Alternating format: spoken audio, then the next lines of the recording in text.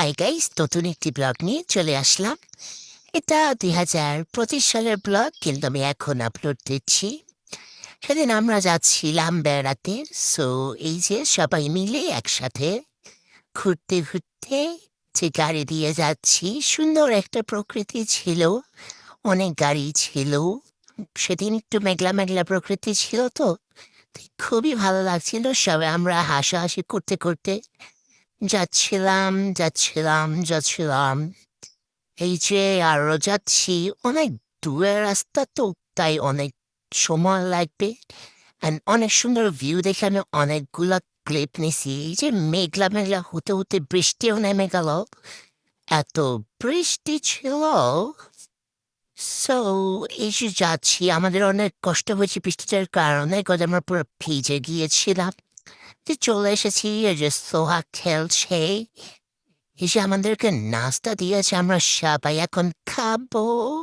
যে আমরা সবাই, আমার ভাগিনা, যে ভেতরে সবাই আছে, আমি জুস খাচ্ছি, ফ্রুট মিষ্টি সব খাবো। এই যে ছাদে চলে এলাম ঘুরতে, ঢং করছি।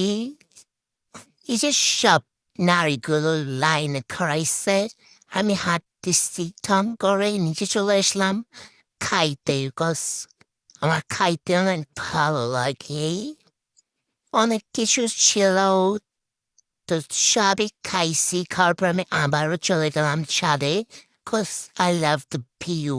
ছাদের বৃষ্টির কারণে ছাদের অবস্থা খারাপ হয়েছে একটু, বাট উপরের ভিউ দেখেন, নিচের ভিউ দেখেন না।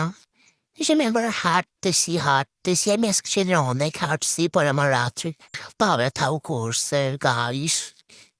পরে হাঁটতে হাঁটতে আমি আবার নিচে চলে আসলাম। নিচে এসে দেখি সবাই নাই, কই কই দেখি রুমে বসে বসে গল্প করছে। তারপরে সবাইকে টেনে হিচড়ে বের করে বললাম, চলো ঘুরে আসি আমরা বাইরে থেকে। বৃষ্টি পড়ছে, এরপর সবগুলো আর রাজি হয়ে গেল, কিভাবে জানি না। পরে আমরা হাঁটতে হাঁটতে চলে এলাম সুন্দর পার্কের মতো জায়গাতে, জায়গাটা খুবই সুন্দর ছিল। আমার তো খুবই মনে ধরেছে।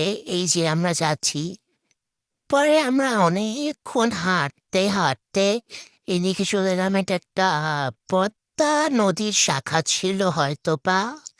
তো এখানে ওয়েদারটা খুবই সুন্দর ছিল। তো ওইখান থেকে মানে অনেক দেরি হয়ে যাচ্ছে, পরে বাসায় যায় না, ডাইরেক্ট